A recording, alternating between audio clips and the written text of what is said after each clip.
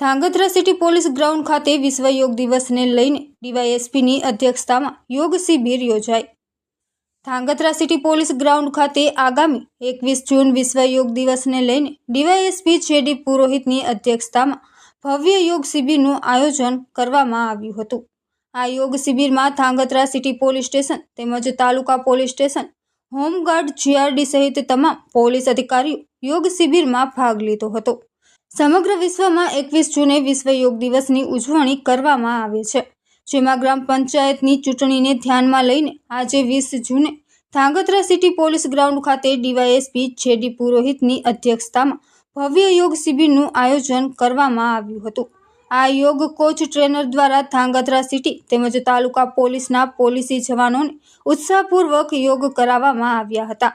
તાલીમના અંતમાં ઉપસ્થિત સર્વે પોલીસ જવાનોને નિયમિત યોગ કરવાનો સંકલ્પ પણ લેવડાવવામાં આવ્યો હતો।